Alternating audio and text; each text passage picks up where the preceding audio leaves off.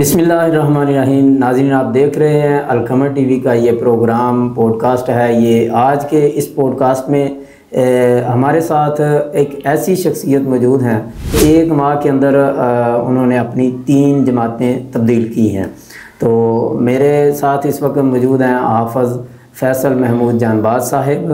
تو آج انشاءاللہ ان سے تفصیل سے بات کریں گے کہ آخر یہ ایک ہی مہینے میں 3 جماعتیں تبدیل کرنے کا یہ فیصلہ کیوں کیا گیا، وجہ کیا بنی، کیا معاملات بنے۔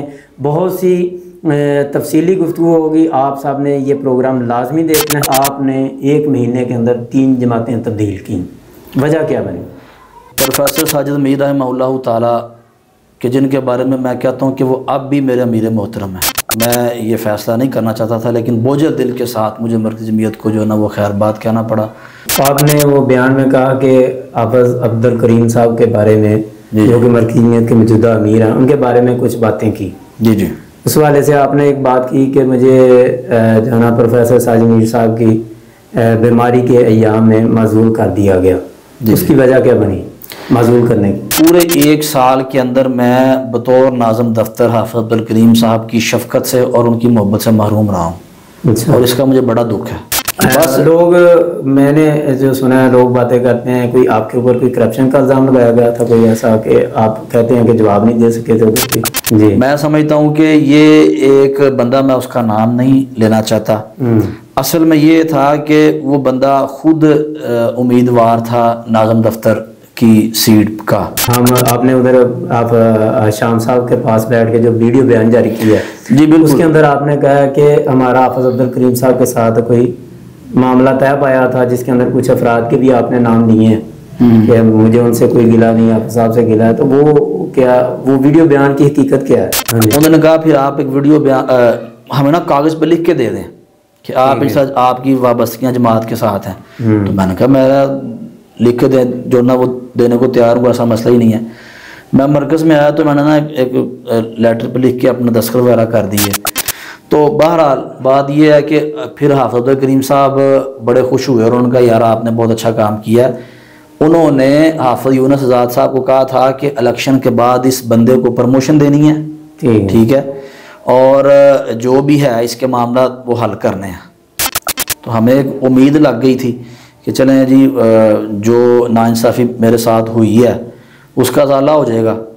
لیکن الیکشن بھی گزر گیا، پھر اس کے بعد مجھے کہا گیا جی عید کے بعد کر دیں گے، پھر عید بھی گزر گئی، پھر کہا گیا جی محرم ذرا 10 محرم ذرا گزر لیں، 10 محرم بھی گزر گئی، پھر کہا جی محرم گزر لیں، پھر محرم بھی گزر گیا، پھر سفر بھی گزر گیا، لیکن کوئی بار بار کہنے کے باوجود کوئی جو سنوائی نہ ہوئی۔ اس میں ایک لیٹر کا تذکرہ ہوا تھا جس کے بارے میں بیان جاری آپ نے کیا یا کروایا گیا، جو جیسے آپ کہہ رہے ہیں، جی، وہ کیا لیٹر تھا؟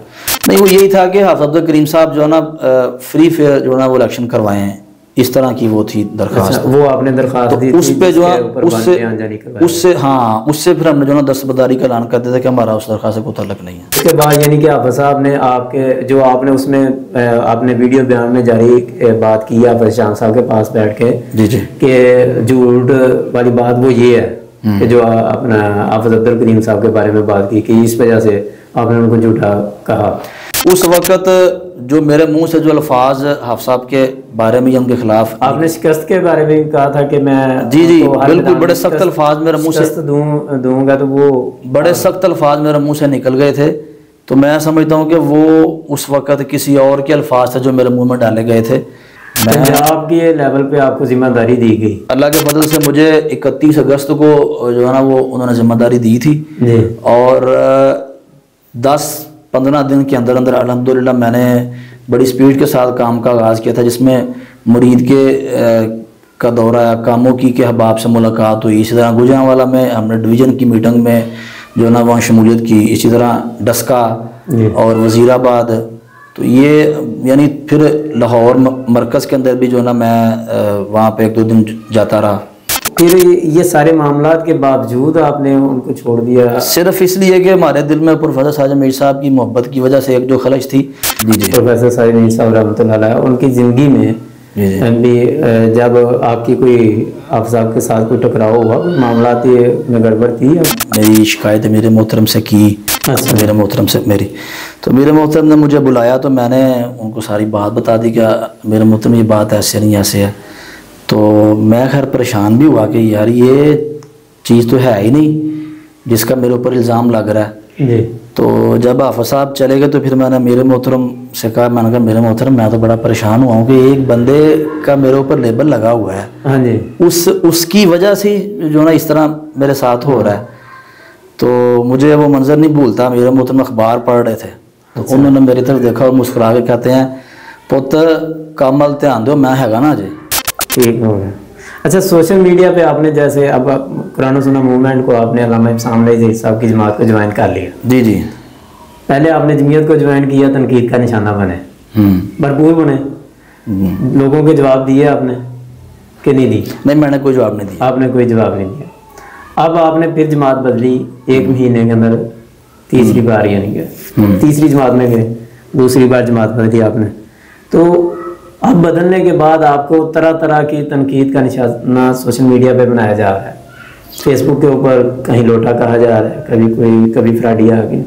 تنقید وہ لوگ کر رہے ہیں کہ جن کو آج تک تو نہ میں کبھی ملا ہوں, نہ وہ مجھے کبھی ملے ہیں, نہ میں ان کو جانتا ہوں, نہ وہ مجھے جانتے ہیں. تو وہ لوگ تنقید کر رہے ہیں.